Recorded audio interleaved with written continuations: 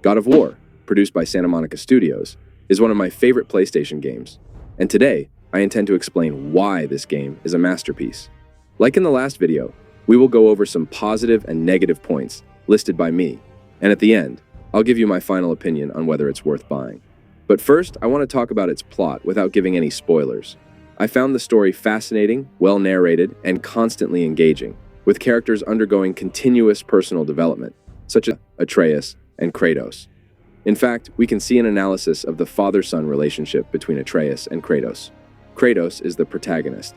And to give you an idea of the plot without spoilers, he has fled from a Greek world he destroyed himself and has taken refuge in the Norse world, where he creates a family.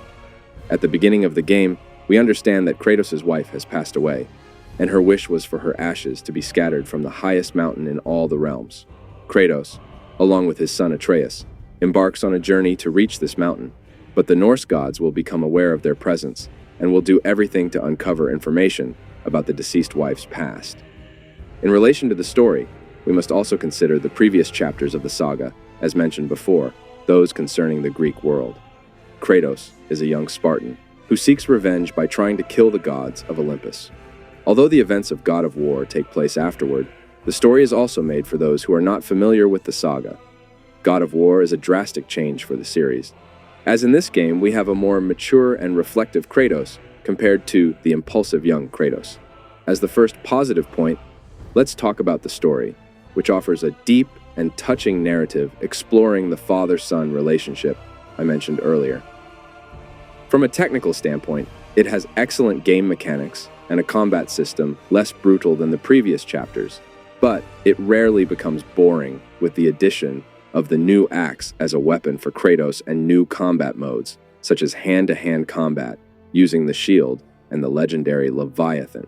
With the latter, you can purchase different types of moves with the experience gained in battles. For example, ranged moves where you throw the axe and call it back, light and heavy attacks that can be combined to execute combos, and finally the presence of Atreus, who offers support in combat.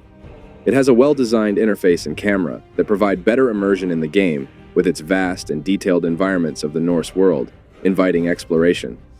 Only in some points can the camera cause problems. For example, when climbing a wall, it can be inconvenient to have to continuously move the camera to press the circle button to scale the wall. Another positive point is the post-game with side missions that take you to explore and delve into the world of God of War.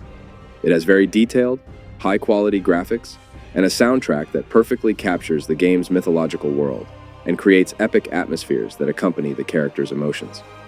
Also worth mentioning is that the characters have excellent voice acting that conveys their emotions.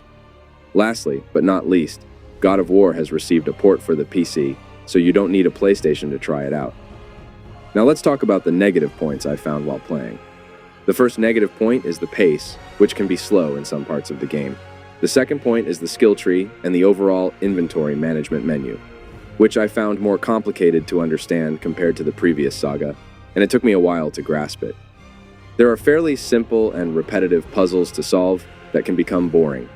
The side missions, although they deepen the post-game, are quite repetitive as they require you to complete a task multiple times, such as the mission to hit over 50 Odin's ravens scattered throughout the game map.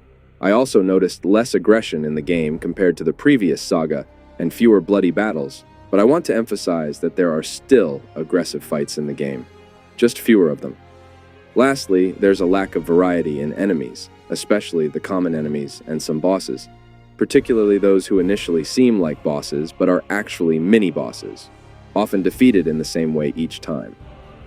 For me, God of War is a game that offers a great adventure to experience, unfolding in stunning realms to explore, where you grow attached to the characters as you play and strongly understand the protagonist with the problems he faces.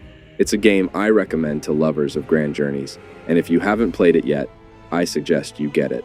On a scale of 1 to 10, I give it a 9.